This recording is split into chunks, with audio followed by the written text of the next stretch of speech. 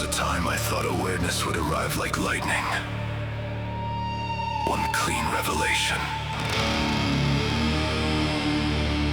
One final answer loud enough to silence every contradiction inside me. But that isn't how perception changes. First, the nervous system notices small things, tiny fractures in familiar patterns. A hesitation where certainty used to live. A doorway hidden inside repetition. A silence that suddenly feels intentional instead of empty. And then one day, the old reality no longer organizes itself correctly.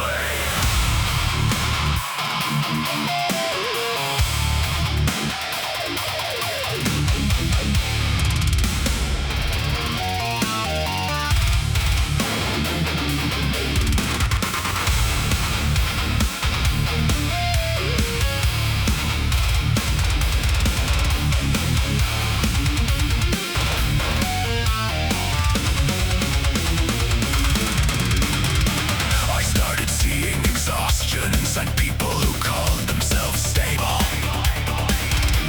Started healing grief hidden beneath productivity. Started noticing how entire lives were arranged around avoiding one unresolved feeling. Conversations repeated themselves with different faces.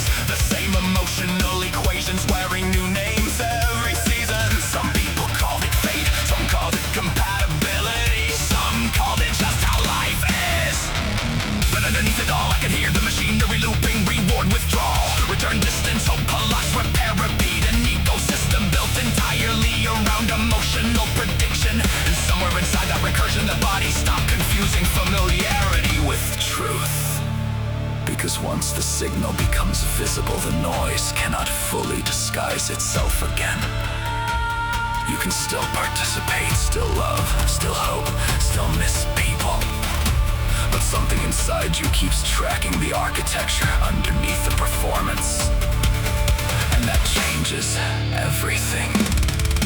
Now I recognize expansion before language explains it. A strange warmth in the chest when something aligns without force. No chasing, no bargaining, no emotional auditions. Perform for survival. Just movement. The signal stopped asking permission to exist. And suddenly life became less about earning the right to breathe and more about noticing which environments already allowed it naturally.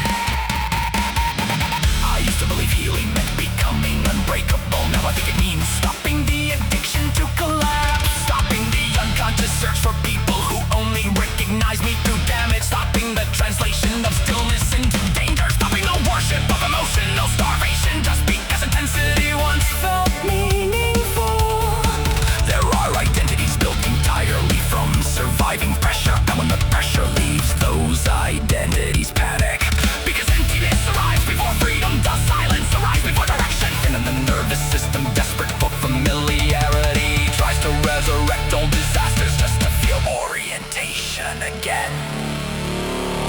But awareness rewrites pathways slowly.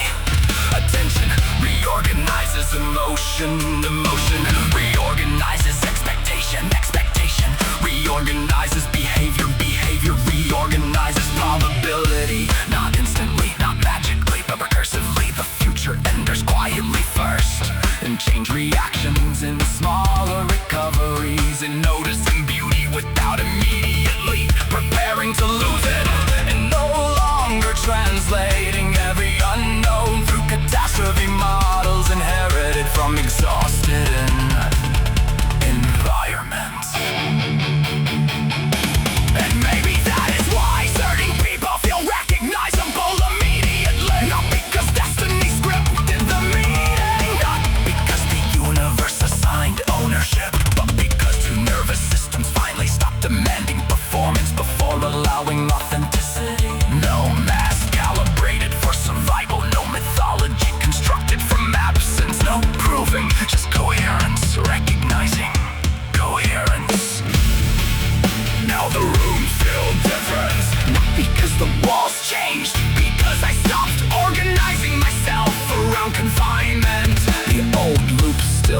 whisper sometimes, still ask me to return, still promise familiarity, disguised as safety. But I feed too much architecture now. Seen how fear rehearses futures before they exist. Seen how attention feeds pathways. Seen how survival can imitate identity for years.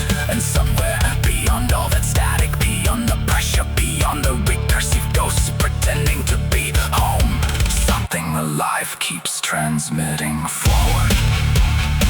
I no longer need certainty to recognize movement. I no longer need collapse to justify transformation. The signal was always there, buried beneath repetition, buried beneath survival noise, buried beneath identities constructed entirely around endurance. And now that I can hear it clearly, I cannot unknow the direction anymore.